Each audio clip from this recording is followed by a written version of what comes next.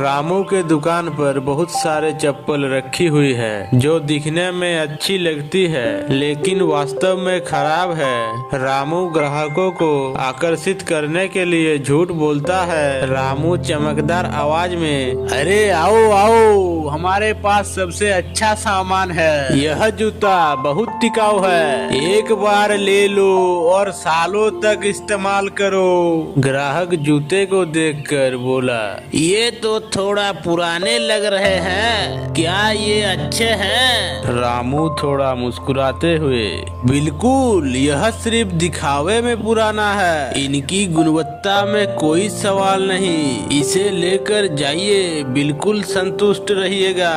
ग्राहक जूते खरीद लेते हैं। सोहन जो रामू के बहुत अच्छे दोस्त हैं, वह रामू के दुकान पर आता है। रामू, तुम्हें समझना चाहिए, यह जो तुम कर रहे हो वह सही नहीं है, तुम्हारी बेईमानी से लोगों को नुकसान होगा। रामू हंसते हुए, सोहन तुम तो जानते हो कि व्यापार में कुछ नहीं होता, जब तक लोग खरीदते हैं मुझे फर्क नहीं पड़ता। लेकिन रामू, तुम क्या जानते हो, अगर लोग तुम्हारी बेईमानी समझ गया तो तुम्हारा क्या होगा? तुम अपनी गलतियों का परिणाम भुगतोगे। मुझे किसी से डर नहीं है सोहन, मुझे जो करना है वही करूँगा। सोहन निराश होकर वहाँ से चला जाता है। अरे भाई, मेरा तो चप्पल टूट गया।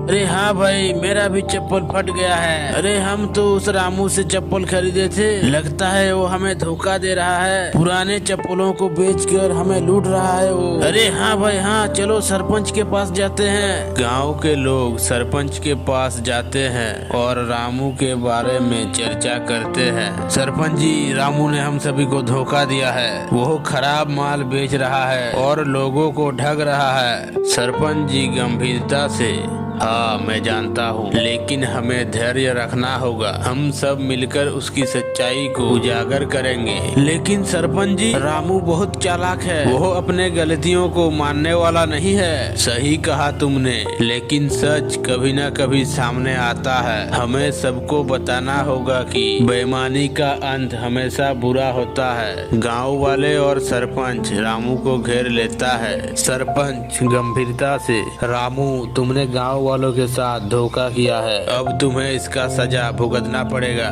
रामू हैरान होकर, क्या हो रहा है? मैं तो बस व्यापार कर रहा था। तभी सोहन सच्चाई बताते हुए आया, तुमने हम सबको धोखा दिया है, अब हम तुम्हारी सच्चाई जान चुके हैं और तुमसे इसका हिसाब लेंगे। रामू निराश होकर, मुझे समझ में आ गया, अब मैं अपनी गलती को सुधारने की कोशिश करूंगा, मुझे माफ कर दो। अगर तुम अपनी गलती स्वीकार करोगे और सुधारने की कोशिश करोगे तो हम तुम्हें एक मौका देंगे, लेकिन याद रखो, अब तुमसे कोई धोखा नहीं चलेगा। रामू सर झुकाकर खड़ा है। सरपंच गांव वालों से, देखो, ईमानदारी हमेशा जीतती है, अगर हम किसी के साथ गलत करते हैं तो हमें उसका परिणाम जरूर भुगतना पड़ता है। इस बार रामू ने अपनी गलती स्वीकार की है, लेकिन हम सभी को यह सीख लेना चाहिए कि बेईमानी कभी फायदेमंद नहीं होती। गांव वाले रामू को समझाते हैं और वो अपनी गलती सुधारने का संकल्प करता है।